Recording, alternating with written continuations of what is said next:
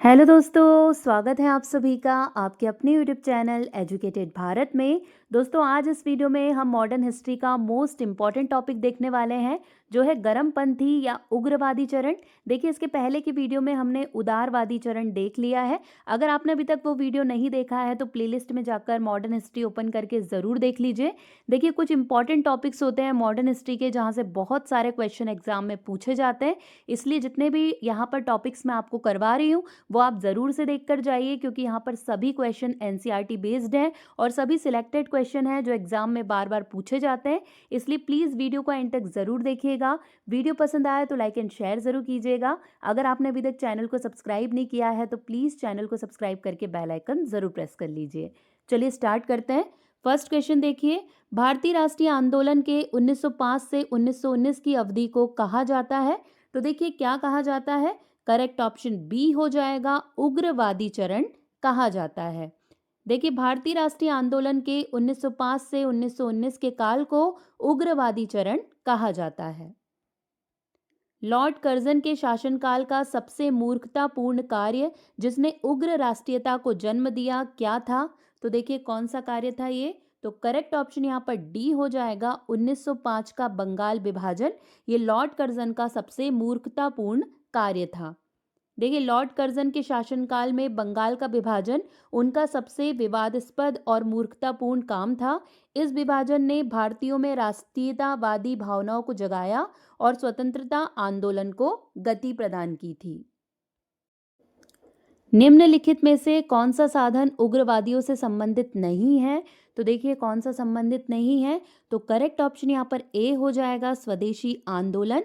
ये उग्रवादियों से संबंधित नहीं है। भारत में उग्र राष्ट्रीयता के जन्मदाता तथा निर्भयता से राष्ट्र की वेदना को प्रकट करने वाले प्रथम भारतीय कौन थे? तो देखिए, इनमें से कौन थे? तो करेक्ट ऑप्शन यहाँ पर सी हो जाएगा, बाल गंगाधर तिलक। देखिए, भारत में उग्र राष्ट्रीयता के जन्मदाता तथा निर्भयता से राष्ट्र की वेदना को प्रकट करने वाले प्रथम भारतीय बाल गंगाधर तिलक थे। भारतीय राष्ट्रीय कांग्रेस की सबसे पहली महिला अध्यक्ष कौन थी? तो देखिए, कौन थी सबसे पहली महिला अध्यक्ष? तो करेक्ट ऑप्शन यहाँ पर सी हो जाएगा, एनी बेसेंट भारतीय राष्ट्रीय कांग्रेस की सबसे पहली महिला अध्यक्ष थी। देखिए, 1917 में एनी बेसेंट 33वें सम्मेलन की पहली महिला अध्यक्ष बनी थी। गदर पार्टी के प्रमुख नेता कौन थे? तो देखिए, कौन थे गदर पार्टी के एक प्रमुख नेता? तो यहाँ पर करेक्ट ऑप्शन बी हो जाएगा, हरदयाल। जो लाला हरदयाल थे वो गदर पार्टी के प्रमुख नेता थे। देखिए, लाला हरदयाल भारतीय स्वतंत्रता संग्राम के प्रमुख क्रांतिकारियों में से एक थे, जिन्होंने विदेशों में रहने वाले भारतीयों को देश के स्वतंत्रता संग्राम में योगदान देने के लिए प्रेरित और प्रोत्साहित किया। इसके लिए वहां अमेरिका गए और गदर पार्टी की स्थापना उन्होंने की थी। देखिए, 1913 में गदर पार्टी की स्थापना हुई थी। निम्नलिखित में से किसने गाड़ी पर ये मानकर बम फेंका था कि उसमें मुजफ्फरपुर के न्यायाधीश किंग्सफोर्ड बैठे हैं? तो देखिए, किसने किया था ये? तो यहाँ पर करेक्ट ऑप्शन सी हो जाएगा, खुदीराम बोस और प्रफुल्ल चाकी ने ये सोचकर बम फेंका था। देखिए, खुदीराम बोस और प्रफुल्ल चाकी ने 30 अप्रैल 1908 को मुजफ्फरपुर में डगलस किंग्सफोर्ड की गाड़ी पर बम फेंका था। उनका मानना था कि उसमें किंग्सफोर्ड बैठे हैं। हालांकि गाड़ी में किंग्सफोर्ड नहीं थे, बल्कि दो ब्रिटिश महिलाएं थीं। इस घटना में दोनों महिलाओं की मौत हो गई थी। स्वराज मेरा जन्मसिद्ध अधिकार है और उसे मैं लेकर रहूंगा, ये किसने कहा था? देखिए, किसका नारा है? ये बहुत बार एग्जाम में पूछा जाता है। यहाँ पर करेक्ट ऑप्शन डी हो जाएगा, बाल गंगाधर तिलक के द्वारा ये नारा दिया गया है कि स्वराज मेरा जन्मसिद्ध अधिकार है और मैं उसे लेकर ही रहूंगा। देखिए, बाल गंगाधर तिलक ने नारा लगाया, स्वराज मेरा जन्मसिद्ध अधिकार है और मैं इसे लेकर रहूंगा। स्वराज शब्द सबसे पहले बाल गंगाधर तिलक ने गढ़ा था। मार्ले मिंटो रिफॉर्म अधिनियम को किस वर्ष में प्रस्तुत किया गया था? तो देखिए, मार्ले मिंटो अधिनियम किस वर्ष आया है? तो करेक्ट ऑप्शन यहाँ पर इसका ए हो जाएगा, 1909 में मार्ले मिंटो रिफॉर्म आया था। देखिए, मार्ले मिंटो सुधार अधिनियम को साल 1909 में पेश किया गया था। इसे भारतीय परिषद अधिनियम 1909 के नाम से भी जाना जाता है। यह ब्रिटिश संसद का एक अधिनियम था। सांप्रदायिक निर्वाचन क्षेत्रों की पद्धति की शुरुआत भारत में किसके द्वारा हुई? तो देखिए, किसके द्वारा की गई थी? तो करेक्ट ऑप्शन यहाँ पर बी हो जाएगा। 1909 के मार्ले मिंटो सुधार के द्वारा सांप्रदायिक निर्वाचन क्षेत्रों की पद्धति की शुरुआत भारत में की गई थी। देखिए, इस अधिनियम ने विधान परिषदों में भारतीयों की भागीदारी को बढ़ाया। इस अधिनियम ने केंद्रीय और प्रांतीय स्तर पर विधान परिषदों के सदस्यों की संख्या बढ़ाई। इस अधिनियम ने धर्म के आधार पर अलग अलग निर्वाचक मंडल दिए, सांप्रदायिकता को वैध बनाया और भारतीय राजनीतिक दलों, खासतौर पर कांग्रेस और मुस्लिम लीग को संतुष्ट किया था। भारत में गरम दलीय आंदोलन का पिता किसे कहा जाता है? मोस्ट इंपॉर्टेंट क्वेश्चन है ये। देखिए, यहाँ पर करेक्ट ऑप्शन इसका डी हो जाएगा। बाल गंगाधर तिलक को भारत में गरम दलीय आंदोलन का पिता कहा जाता है। देखिए, भारतीय स्वतंत्रता संग्राम के प्रमुख नेता बाल गंगाधर तिलक को गरम दल का नेता माना जाता है। उन्हें लोकमान्य के नाम से भी जाना जाता है। निम्नलिखित में से कौन पहले एक क्रांतिकारी थे जो बाद में एक योगी और दार्शनिक बन गए? तो देखिए, वो कौन थे? तो यहाँ पर करेक्ट ऑप्शन डी हो जाएगा। अरविंद घोष पहले एक क्रांतिकारी थे जो बाद में एक योगी या दार्शनिक बन गए थे। देखिए, अरविंदो घोष एक भारतीय क्रांतिकारी थे जो बाद में योगी और दार्शनिक बने। वे एक राष्ट्रवादी, गुरु, कवि और दार्शनिक थे।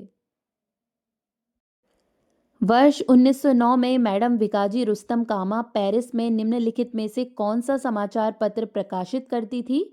तो देखिए, कौन सा समाचार पत्र इनके द्वारा प्रकाशित किया जाता था? तो करेक्ट ऑप्शन ए हो जाएगा। वंदे मातरम नामक समाचार पत्र ये प्रकाशित करती थी। देखिए, साल 1909 में मैडम भिकाजी रुस्तम कामा पेरिस में वंदे मातरम नाम का समाचार पत्र प्रकाशित करती थी। यह एक भारतीय राष्ट्रवादी अखबार था। भारत में मुस्लिम लीग की स्थापना किस वर्ष हुई थी? तो देखिए, यहाँ पर करेक्ट ऑप्शन इसका सी हो जाएगा। 1906 में मुस्लिम लीग की स्थापना हुई थी। भारत में मुस्लिम लीग की स्थापना 30 दिसंबर 1906 को हुई थी। इसकी स्थापना बांग्लादेश के वर्तमान ढाका शहर में हुई। यह एक राजनीतिक पार्टी थी। मुस्लिम लीग की स्थापना 1906 में हुई थी। उस समय उसके उद्देश्यों में कौन सी बात शामिल नहीं थी? तो देखिए, कौन सी बात उस समय शामिल नहीं थी? तो करेक्ट ऑप्शन यहाँ पर डी हो जाएगा। उपयुक्त सभी बातें शामिल नहीं थी जब मुस्लिम लीग की स्थापना हुई थी 1906 में। मतलब द्विराष्ट्र सिद्धांत नहीं था, भारत का सांप्रदायिक विभाजन भी नहीं था और पाकिस्तान की मांग, ये सभी शामिल नहीं था मुस्लिम लीग की मांगों में जब इसकी स्थापना की गई थी। 1916 में मद्रास में होम रूल मूवमेंट के प्रवर्तक कौन थे? तो देखिए, होम रूल आंदोलन 1916 में मद्रास में पूछा गया है। तो करेक्ट ऑप्शन यहाँ पर सी हो जाएगा। एनी बेसेंट प्रवर्तक थी 1916 में मद्रास में जो होम रूल आंदोलन हुआ था उसकी। देखिए, साल 1916 में मद्रास में होम रूल मूवमेंट की प्रवर्तक एनी बेसेंट थी। उन्होंने सितंबर 1916 में मद्रास में Akhil Bharatiya home rule league की स्थापना की थी। बाल गंगाधर तिलक द्वारा शुरू की गई साप्ताहिक पत्रिका कौन सी थी? तो देखिए, कौन सी पत्रिका इनके द्वारा शुरू की गई? तो करेक्ट ऑप्शन बी हो जाएगा। केसरी नामक पत्रिका इनके द्वारा शुरू की गई थी। देखिए, लोकमान्य बाल गंगाधर तिलक ने केसरी और मराठा नाम के साप्ताहिक समाचार पत्रों की शुरुआत की थी। केसरी मराठी भाषा में और मराठा अंग्रेजी भाषा में था। केसरी की स्थापना 4 जनवरी 1881 को हुई थी। शेर पंजाब किसका उपनाम है? तो देखिए, यहाँ पर करेक्ट ऑप्शन बी हो जाएगा। लाला लाजपत राय का उपनाम है शेर पंजाब। देखिए, शेर पंजाब लाला लाजपत राय को कहा जाता है। स्वतंत्रता आंदोलन के प्रति उनके समर्पण के कारण उन्हें पंजाब केसरी के नाम से जाना जाता है, जिसका अर्थ होता है पंजाब का शेर। भारतीय इतिहास में 1912 का ऐतिहासिक महत्व क्या था? तो देखिए, क्या था ऐतिहासिक महत्व? तो करेक्ट ऑप्शन सी हो जाएगा। राजधानी का कोलकाता से दिल्ली स्थानांतरण। ये भारतीय इतिहास में 1912 का ऐतिहासिक महत्व है क्योंकि 1912 में ही ये स्थानांतरण किया गया था। देखिए, भारतीय इतिहास में साल 1912 का ऐतिहासिक महत्व इस प्रकार रहा। इस साल कोलकाता से राजधानी का स्थानांतरण नई दिल्ली में किया गया। भारत सरकार अधिनियम 1912 के जरिए बिहार और उड़ीसा प्रांतों का गठन किया गया। इस साल दिल्ली लाहौर षड्यंत्र हुआ था। इस साल लॉर्ड होर्डिंग पर चांदनी चौक में बम फेंका गया था। तो इतनी सारी घटनाएं 1912 में हुई थी। अनुशीलन समिति संबद्ध है। तो देखिए किससे संबंधित है अनुशीलन समिति? तो करेक्ट ऑप्शन ए हो जाएगा, बारिंद्र कुमार से संबंधित है अनुशीलन समिति। हिलाल समाचार पत्र किसके द्वारा राष्ट्रीयता के प्रचार के लिए शुरू किया गया था? तो देखिए किसने शुरू किया था? अल हिलाल। तो करेक्ट ऑप्शन यहाँ पर इसका सी हो जाएगा, अबुल कलाम आज़ाद के द्वारा अल हिलाल समाचार पत्र शुरू किया गया था। देखिए अल हिलाल समाचार पत्र को भारतीय मुस्लिम स्वतंत्रता कार्यकर्ता मौलाना अबुल कलाम आज़ाद ने राष्ट्रीयता के प्रचार के लिए शुरू किया था। यह एक साप्ताहिक उर्दू अखबार था। इसकी स्थापना साल 1912 में हुई थी।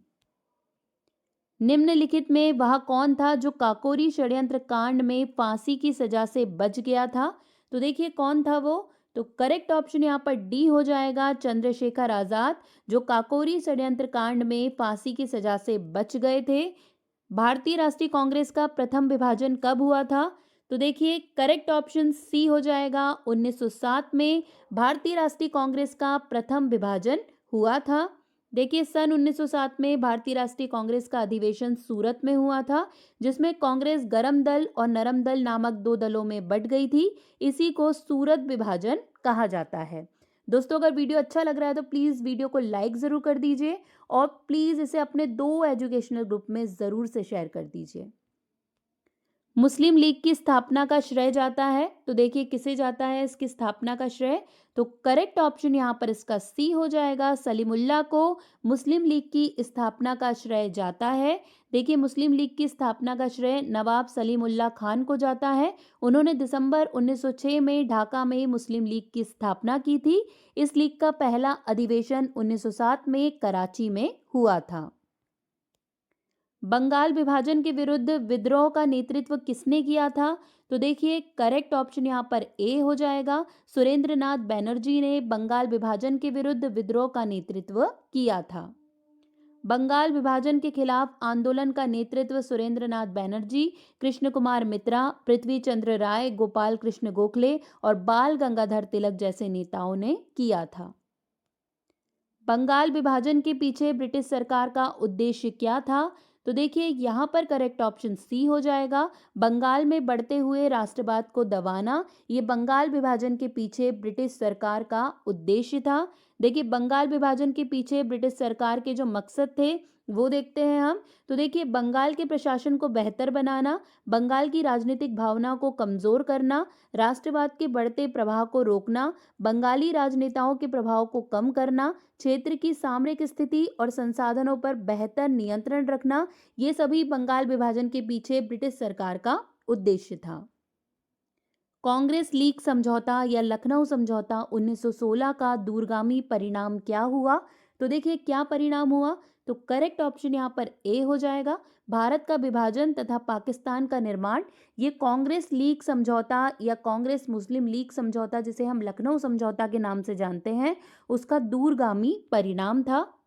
1907 के कांग्रेस के सूरत अधिवेशन की अध्यक्षता किसने की? देखिए क्योंकि सूरत अधिवेशन को हम सूरत फूट के नाम से जानते हैं, तो इस समय अध्यक्ष कौन थे ये क्वेश्चन बहुत पूछा जाता है। करेक्ट ऑप्शन यहाँ पर देखिए ए हो जाएगा, डॉक्टर रास बिहारी घोष। 1907 में सूरत अधिवेशन की अध्यक्षता इनके द्वारा की गई थी। देखिए 1907 के अधिवेशन की अध्यक्षता रास बिहारी घोष ने की थी। 1907 में हुए कांग्रेस के उदारवादी व उग्रवादी नेताओं के बीच संघर्ष एवं मतभेद का क्या कारण था?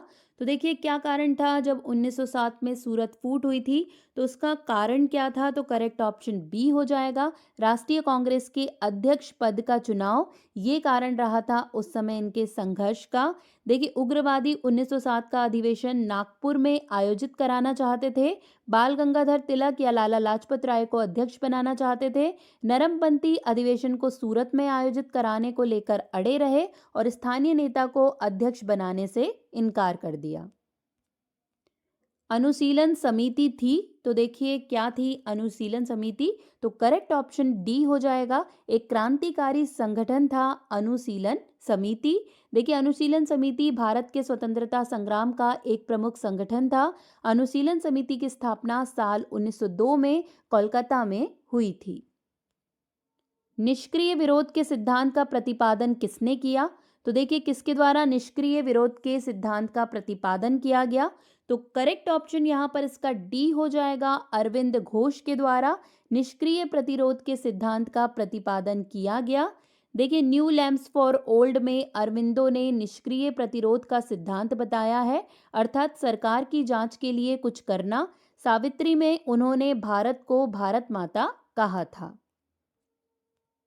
बंगाल 1905 में विभाजित हुआ, जिसके विरोध के फलस्वरूप यहाँ पुनः एकीकृत हुआ। तो देखिए, जब बंगाल का विभाजन हुआ तो बहुत सारा विरोध हुआ, जिसके बाद इसे पुनः एकीकृत किया गया। तो ये किस वर्ष किया गया? तो करेक्ट ऑप्शन यहाँ पर सी हो जाएगा, 1911 में बंगाल को पुनः एकीकृत किया गया था।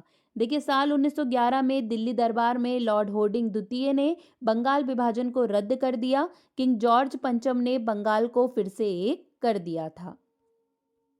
निम्नलिखित में से एक ने युद्ध के समय भारत की रक्षा के कानून के प्रावधानों को, जिसे 1915 में पंजाब के गदर के विरुद्ध इस्तेमाल किया गया था, शांति के समय भी जारी रखना चाहा था। किसने जारी रखना चाहा था? तो करेक्ट ऑप्शन सी हो जाएगा, लॉर्ड होर्डिंग ने जारी रखना चाहा था। 1906 में मिंटो से शिमला में मिले मुसलमानों के शिष्टमंडल ने प्रार्थना की। तो देखिए, जब लॉर्ड मिंटो से मिले थे मुसलमान तो उन्होंने क्या प्रार्थना की थी? तो करेक्ट ऑप्शन यहाँ पर ए हो जाएगा, मुसलमानों के लिए पृथक निर्वाचन वर्ग की प्रार्थना की थी लॉर्ड मिंटो से, जब शिमला में मिले थे मुसलमान का शिष्टमंडल। साल 1906 में मिंटो से शिमला में मिले मुस्लिम शिष्टमंडल ने मुसलमानों के लिए पृथक निर्वाचक मंडल की मांग की थी। निम्नलिखित में से किस नेता ने 1906 में कलकत्ता कांग्रेस अधिवेशन की अध्यक्षता की थी? तो देखिए, किसने की थी? तो करेक्ट ऑप्शन यहाँ पर डी हो जाएगा, दादा भाई नौरोजी ने 1906 में कलकत्ता कांग्रेस अधिवेशन की अध्यक्षता की थी। देखिए, 1906 में कलकत्ता में भारतीय राष्ट्रीय कांग्रेस का वार्षिक अधिवेशन हुआ। इसकी अध्यक्षता दादा भाई नौरोजी ने की थी। इस अधिवेशन में स्वराज, स्वदेशी को बढ़ावा देने और विदेशी वस्तुओं के बहिष्कार के प्रस्ताव पारित किए गए थे। भारतीय राष्ट्रीय आंदोलन गर्मपंथियों के प्रभावाधीन आया। तो देखिए, कब आया था? तो करेक्ट ऑप्शन ए हो जाएगा, 1906 के बाद। भारतीय राष्ट्रीय आंदोलन 1906 के बाद गर्मपंथियों के प्रभाव में आया था। इनका मानना था कि हड़ताल, आंदोलन और बहिष्कार जैसे तरीकों से अपनी मांगों को बल दिया जा सकता है। 1908 में बाल गंगाधर तिलक को जेल हुई। तो देखिए, कितने वर्षों की जेल हुई थी 1908 में बाल गंगाधर तिलक को? तो करेक्ट ऑप्शन यहाँ पर बी हो जाएगा, 6 वर्षों की जेल हुई थी बाल गंगाधर तिलक को। देखिए, 3 जुलाई 1908 को बाल गंगाधर तिलक को अंग्रेजों ने राजद्रोह के आरोप में गिरफ्तार कर लिया। बर्मा के मांडले जेल में 1908 से 1914 तक तिलक को 6 साल की जेल की सजा सुनाई गई थी। बिहार बंगाल से अलग हुआ। देखिए, मोस्ट इंपॉर्टेंट क्वेश्चन है ये, कब अलग हुआ था बिहार बंगाल से? तो यहाँ पर करेक्ट ऑप्शन बी हो जाएगा, 1912 में बिहार बंगाल से अलग हुआ था। देखिए, 22 मार्च 1912 को बिहार और उड़ीसा को बंगाल से अलग कर दिया गया था। होम रूल आंदोलन भारत के स्वतंत्रता संग्राम के एक नए चरण के आरंभ का घोतक था, क्योंकि तो देखिए, क्या कारण है इसका? तो करेक्ट ऑप्शन ए हो जाएगा, इसने देश के सामने स्वशासन की एक ठोस योजना रखी थी, इसलिए होम रूल आंदोलन भारत के स्वतंत्रता संग्राम के एक नए चरण के आरंभ का घोतक था। गदर पार्टी की स्थापना हुई थी। तो देखिए, किस वर्ष गदर पार्टी की स्थापना हुई थी? तो करेक्ट ऑप्शन यहाँ पर बी हो जाएगा, 1913 में गदर पार्टी की स्थापना हुई थी। देखिए, गदर पार्टी का जन्म अमेरिका के सैन फ्रांसिस्को के एस्टोरिया में 1913 में अंग्रेजी साम्राज्य को जड़ से उखाड़ फेंकने के उद्देश्य से हुई थी। गदर पार्टी के संस्थापक अध्यक्ष सरदार सोहन सिंह भाकना थे। देखिए, अगर संस्थापक पूछा जाएगा तो कौन थे? लाला हरदयाल थे। और प्रथम अध्यक्ष पूछा जाएगा तो वो कौन थे? सरदार सोहन सिंह भाकना। गदर क्रांति छिड़ने का सबसे महत्वपूर्ण कारण क्या था? तो देखिए, करेक्ट ऑप्शन यहाँ पर इसका बी हो जाएगा, कामागाटा मारू घटना। ये गदर क्रांति छिड़ने का सबसे महत्वपूर्ण कारण था। देखिए, कामागाटा मारू घटना गदर क्रांति के फैलने का महत्वपूर्ण कारण था। कामागाटा मारू घटना को उस समय भारतीय समूहों द्वारा कनाडा के प्रवासन कानूनों में विसंगतियों को दर्शाने के लिए संदर्भित किया जाता है। किस अधिवेशन में होम रूल समर्थक अपनी राजनीति का सफलतापूर्वक प्रदर्शन कर सके? तो देखिए कौन से अधिवेशन में? तो यहाँ पर करेक्ट ऑप्शन ए हो जाएगा कांग्रेस का 1916 का लखनऊ अधिवेशन, जिसमें राजनीतिक शक्ति का सफलतापूर्वक प्रदर्शन कर सके होम रूल समर्थक। वारिंद्र कुमार घोष के क्रियाकलापों ने एक गुप्त क्रांतिकारी संगठन को बंगाल में जन्म दिया। तो देखिए वो कौन सा था? तो यहाँ पर करेक्ट ऑप्शन ए हो जाएगा अनुशीलन समिति। देखिए जो वारिंद्र घोष और भूपेंद्र नाथ दत्त के सहयोग से 1907 में कलकत्ता में अनुशीलन समिति का गठन किया गया, जिसका प्रमुख उद्देश्य था खून के बदले खून। 1905 के बंगाल विभाजन ने युवाओं को आंदोलित कर दिया था, जो कि अनुशीलन समिति की स्थापना के पीछे एक प्रमुख कारण था। किसने भारतीय राष्ट्रीय कांग्रेस के विरुद्ध अनुनय विनय और विरोध की राजनीति का दोष लगाया था?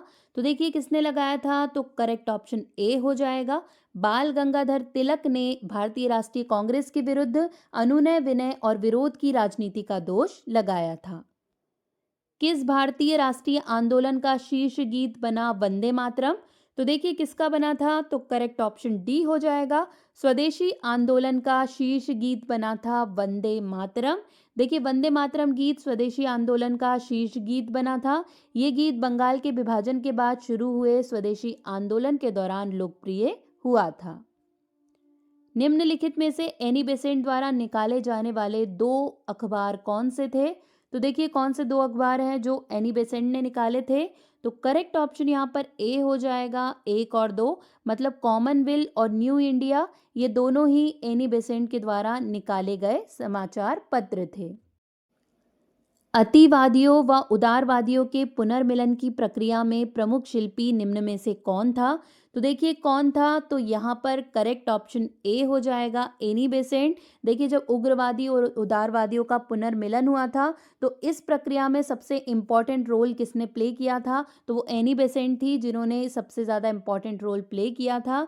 देखिए अतिवादियों और उदारवादियों के पुनर्मिलन की प्रक्रिया में एनी बेसेंट प्रमुख शिल्पी थी। एनी बेसेंट ने ही साल 1916 में इंडियन नेशनल कांग्रेस और इंडियन मुस्लिम लीग के बीच समझौता कराया था। ये समझौता लखनऊ में आयोजित कांग्रेस के अधिवेशन में हुआ था। निम्नलिखित में से किसे भारतीय अशांति के जनक के रूप में जाना जाता है? Most important question. Correct option यहाँ पर इसका सी हो जाएगा बाल गंगाधर तिलक को भारतीय अशांति के जनक के रूप में जाना जाता है। देखिए बाल गंगाधर तिलक को भारतीय अशांति का जनक कहा जाता है। ब्रिटिश पत्रकार वैलेंटाइन शिरोल ने अपनी किताब इंडियन अनरेस्ट में तिलक को ये उपाधि दी थी। तिलक एक चरमपंथी या गरमपंथी नेता थे और भारतीय स्वतंत्रता आंदोलन में उनके योगदान को देखते हुए उन्हें ये नाम दिया गया था। 1915-16 में 2 होम रूल लीग आरंभ किए गए थे, किसके नेतृत्व में? तो देखिए करेक्ट ऑप्शन यहाँ पर ए हो जाएगा तिलक और एनी बेसेंट के नेतृत्व में 2 होम रूल लीग आरंभ किए गए थे। देखिए साल 1915-16 में एनी बेसेंट और लोकमान्य तिलक के नेतृत्व में 2 होम रूल लीग की स्थापना की गई थी। एनी बेसेंट ने सितंबर 1916 में मद्रास में होम रूल लीग की स्थापना की थी और बाल गंगाधर तिलक ने अप्रैल 1916 में बेलगाम में होम रूल लीग की स्थापना की थी। राष्ट्रीय आंदोलन की अवधि में जिस घटना ने मतभेद के बीज बोए एवं अंततः देश का विभाजन कराया वो थी? तो देखिए कौन सी घटना थी? तो करेक्ट ऑप्शन यहाँ पर डी हो जाएगा विधानसभाओं में मुसलमानों के लिए पृथक निर्वाचन क्षेत्रों में स्थानों का आरक्षण। ये इसका मुख्य कारण रहा। अभिनव भारत नामक अंग्रेज विरोधी संगठन की स्थापना की थी। तो देखिए किसके द्वारा की गई थी? तो यहाँ पर करेक्ट ऑप्शन बी हो जाएगा बीडी सावरकर ने अभिनव भारत की स्थापना की थी। देखिए अभिनव भारत समिति 1904 में विनायक दामोदर सावरकर और उनके भाई गणेश दामोदर सावरकर व नारायण दामोदर सावरकर द्वारा स्थापित एक गुप्त समाज था। किसने मोहम्मद अली जिन्ना को हिंदू मुस्लिम एकता का दूत कहा था? तो देखिए किसने कहा था ये? तो करेक्ट ऑप्शन ए हो जाएगा सरोजनी नायडू ने मोहम्मद अली जिन्ना को हिंदू मुस्लिम एकता का दूत कहा था। देखिए सरोजनी नायडू ने मोहम्मद अली जिन्ना को हिंदू मुस्लिम एकता का राजदूत कहा था। जिन्ना ने अपने राजनीतिक जीवन की शुरुआत हिंदू और मुसलमानों के बीच एकता की वकालत करते हुए की थी। लाल बाल पाल त्रिगुट का कौन व्यक्ति भारतीय राष्ट्रीय कांग्रेस का अध्यक्ष हुआ? तो देखिए, लाल बाल पाल यानी कि लाला लाजपत राय, बाल गंगाधर तिलक और बिपिन चंद्र पाल, इनमें से कौन भारतीय राष्ट्रीय कांग्रेस का अध्यक्ष हुआ? तो यहाँ पर करेक्ट ऑप्शन ए हो जाएगा, लाला लाजपत राय ये कांग्रेस के अध्यक्ष बने थे। देखिए, लाल बाल पाल त्रिगुट में लाल का मतलब लाला लाजपत राय, बाल का मतलब गंगाधर तिलक और पाल का मतलब बिपिन चंद्र पाल। इन तीनों में लाला लाजपत राय भारतीय राष्ट्रीय कांग्रेस के अध्यक्ष चुने गए थे। इन्होंने 1920 के कलकत्ता अधिवेशन की अध्यक्षता की थी। मुस्लिम लीग का प्रथम अध्यक्ष कौन था? तो देखिए, करेक्ट ऑप्शन यहाँ पर ए हो जाएगा, आगा खां। ये मुस्लिम लीग का प्रथम अध्यक्ष था। देखिए, अखिल भारतीय मुस्लिम लीग के पहले स्थायी अध्यक्ष सर सुल्तान मोहम्मद शाह या जिसे आगा खां तृतीय के नाम से भी जानते हैं। गीता रहस्य नामक ग्रंथ किसके द्वारा लिखा गया था? देखिए, बहुत बार एग्जाम में पूछा जाता है। करेक्ट ऑप्शन यहाँ पर बी हो जाएगा, बाल गंगाधर तिलक के द्वारा गीता रहस्य नामक ग्रंथ लिखा गया था। देखिए, गीता रहस्य नामक किताब को लोकमान्य बाल गंगाधर तिलक ने लिखा था। ये किताब मराठी भाषा में है। तिलक ने इसे बर्मा के मांडले जेल में रहते हुए 1915 में लिखा था। दोस्तों, अगर वीडियो पसंद आ रहा है तो प्लीज़ लाइक ज़रूर कर दीजिए और इसे 2 एजुकेशनल ग्रुप में ज़रूर से शेयर कर दीजिए। कामागाटा मारू क्या था? देखिए, अभी हमने घटना देखी कामागाटा मारू की, तो ये क्या था? तो करेक्ट ऑप्शन यहाँ पर सी हो जाएगा, कनाडा की यात्रा पर निकला एक जहाज था कामागाटा मारू। देखिए, कामागाटा मारू एक जापानी समुद्री जहाज था। साल 1914 में इस जहाज पर सवार 376 भारतीय यात्रियों को कनाडा में प्रवेश से वंचित कर दिया गया था। इस घटना को कामागाटा मारू कांड के नाम से भी जाना जाता है। यह घटना ब्रिटिश उपनिवेशिक शासन और नस्लीय भेदभाव के खिलाफ विरोध का प्रतीक रही। निम्नलिखित में से किस कारागार में पंडित राम प्रसाद बिस्मिल को फांसी दी गई थी? तो देखिए, किस कारागार में दी गई? तो करेक्ट ऑप्शन यहाँ पर सी हो जाएगा, गोरखपुर में पंडित राम प्रसाद बिस्मिल को फांसी दी गई थी। देखिए, पंडित राम प्रसाद बिस्मिल को गोरखपुर जेल में 19 दिसंबर 1927 को फांसी दी गई थी। वे काकोरी कांड के नायक थे। सूची 1 को सूची 2 से सुमेलित कीजिए। तो देखिए, यहाँ पर सूची 1 दी है, सूची 2 से इसको सुमेलित करना है। तो करेक्ट ऑप्शन यहाँ पर ए हो जाएगा। देखिए, श्यामजी कृष्ण वर्मा तो इंडियन सोशियोलॉजिस्ट, फिर उसके बाद भिकाजी कामा, तो यहाँ पर करेक्ट हो जाएगा सी, द तलवार। और उसके बाद एनी बेसेंट, तो एनी बेसेंट कॉमनवेल्थ, और अरविंद घोष तो डी का हो जाएगा 1 यानी कि वंदे मातरम। तो यहाँ पर ये सारे करेक्ट हो जाएंगे, मतलब ए ऑप्शन यहाँ पर एकदम करेक्ट है। निम्नलिखित घटनाओं का सही अनुक्रम क्या है? तो देखिए, सही अनुक्रम इसका क्या हो जाएगा? तो यहाँ पर करेक्ट ऑप्शन इसका डी हो जाएगा, 2, 3, 1, मतलब सबसे पहले कामागाटा मारू प्रसंग जो 1913 का है। इसके बाद देखिए, तीसरे नंबर पर महात्मा गांधी का भारत आगमन जो 1915 में हुआ है। उसके बाद तिलक का होम रूल लीग जो 1916 में हुआ है। राजनीतिक स्वतंत्रता राष्ट्र की प्राणवायु है, ये कथन किसका है? तो देखिए, किसका कथन था ये? तो करेक्ट ऑप्शन सी हो जाएगा, अरविंद घोष का कथन है। राजनीतिक स्वतंत्रता राष्ट्र की प्राणवायु है। देखिए, राजनीतिक स्वतंत्रता राष्ट्र की प्राणवायु है, ये कथन अरविंद घोष का है। अरविंद घोष ने यह भी कहा था कि राजनीतिक स्वतंत्रता एक राष्ट्र की जीवन सांस है। राष्ट्रीय शोक दिवस कब मनाया गया था? तो देखिए, कब मनाया गया था? करेक्ट ऑप्शन सी हो जाएगा, बंगाल विभाजन लागू होने के दिन राष्ट्रीय शोक दिवस के रूप में मनाया गया था। बंगाल विभाजन के बाद 16 अक्टूबर 1905 को पूरे बंगाल में राष्ट्रीय शोक दिवस मनाया गया था। श्रीमती एनी बेसेंट कांग्रेस की अध्यक्ष कब निर्वाचित हुई? तो देखिए, करेक्ट ऑप्शन यहाँ पर ए हो जाएगा, कलकत्ता अधिवेशन 1917 में एनी बेसेंट कांग्रेस की अध्यक्ष निर्वाचित हुई थी। एनी बेसेंट 1917 में भारतीय राष्ट्रीय कांग्रेस की पहली महिला अध्यक्ष बनी थी।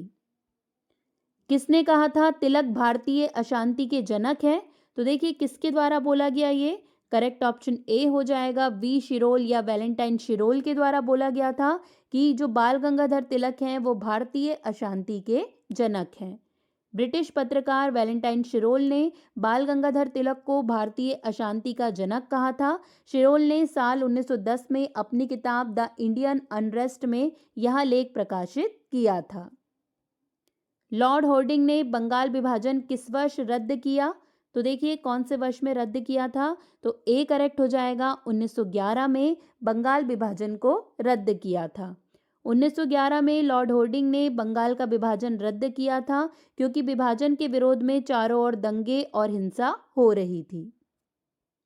अलीपुर बम कांड में अरविंद घोष का बचाव किस वकील ने किया था? बहुत पूछा जाता है ये क्वेश्चन। करेक्ट ऑप्शन यहाँ पर डी हो जाएगा, CR दास ने अलीपुर बम कांड में अरविंद घोष का बचाव किया था। देखिए अरविंद घोष पर अलीपुर बम मामले में सुनवाई 1 साल तक चली, लेकिन आखिरकार 6 मई 1909 को वो बरी कर दिए गए। उनके बचाव पक्ष के वकील चितरंजन दास थे। निम्नलिखित में किस एक ने 1916 में लखनऊ में आयोजित भारतीय राष्ट्रीय कांग्रेस के अधिवेशन में अध्यक्षता की थी? तो देखिए किसने की थी? तो करेक्ट ऑप्शन डी हो जाएगा, अंबिका चरण मजुमदार ने अध्यक्षता की थी 1916 में। देखिए अंबिका चरण मजुमदार ने लखनऊ के इस कांग्रेस अधिवेशन की अध्यक्षता की थी। कथन 1 और कथन 2 दिए हुए हैं, यहाँ पर सही उत्तर बताना है। तो पहले कथन पढ़ लेते हैं। बाल गंगाधर तिलक ने राष्ट्रवाद की भावना को जन सामान्य के बीच विस्तारित करने का प्रयास किया। तिलक ने दक्कन में अकाल पीड़ित लोगों की सहायता के लिए स्वयं सेवकों का एक दल संगठित किया था। तो देखिए दोनों कथन में क्या सही है ये बताना है। तो करेक्ट ऑप्शन यहाँ पर बी हो जाएगा, दोनों कथन वेस्टिज सही है और कथन 2 कथन 1 का सही स्पष्टीकरण नहीं है। देखिए दोनों कथन अपनी अपनी जगह सही है, लेकिन दोनों एक दूसरे का जो सही स्पष्टीकरण कह सकते हैं वो नहीं है। निम्नलिखित में से किसने स्वदेशी आंदोलन का नेतृत्व दिल्ली में किया था? तो देखिए करेक्ट ऑप्शन यहाँ पर डी हो जाएगा, सैयद हैदर रजा ने स्वदेशी आंदोलन का नेतृत्व दिल्ली में किया था। देखिए सैयद हैदर रजा ने दिल्ली में स्वदेशी आंदोलन को लोकप्रिय बनाया था। प्रथम महायुद्ध के दौरान कहां पर भारत की एक अंतरिम सरकार बनी थी जिसके प्रेसिडेंट राजा महेंद्र प्रताप थे? तो देखिए करेक्ट ऑप्शन यहाँ पर ए हो जाएगा, अफगानिस्तान में एक अंतरिम सरकार बनी थी जिसके प्रेसिडेंट राजा महेंद्र प्रताप थे। देखिए प्रथम विश्व युद्ध के दौरान अफगानिस्तान के काबुल में भारत की पहली अंतरिम सरकार बनी थी। इस सरकार के अध्यक्ष राजा महेंद्र प्रताप थे। इसकी स्थापना 1 दिसंबर 1915 को हुई थी। अब बारी है लास्ट क्वेश्चन की। रामप्रसाद बिस्मिल, रोशन सिंह और राजेंद्र लहिड़ी के बीच क्या समानता है? तो देखिए करेक्ट ऑप्शन यहाँ पर डी हो जाएगा, वे काकोरी षड्यंत्र मामले से संबंधित है। मतलब ये तीनों ही काकोरी षड्यंत्र मामले से संबंधित है। रामप्रसाद बिस्मिल, रोशन सिंह और राजेंद्र लहिड़ी सभी काकोरी षड्यंत्र मामले से जुड़े हैं। वे हिंदुस्तान रिपब्लिकन एसोसिएशन के सदस्य थे। इस मामले में उन्हें गिरफ्तार किया गया और उन पर मुकदमा चलाया गया। 19 दिसंबर 1927 को इन तीनों को फांसी दे दी गई थी। यहीं पर दोस्तों हमारे सारे क्वेश्चंस कंप्लीट होते हैं। वीडियो कैसा लगा कमेंट में ज़रूर बताइएगा और किस टॉपिक पर आपको वीडियो चाहिए है ये भी ज़रूर से कमेंट कीजिए। आज के लिए बस इतना ही। अब आपसे मुलाकात होगी नेक्स्ट वीडियो में। तब तक के लिए पढ़ते रहिए, आगे बढ़ते रहिए। जय हिंद, जय भारत।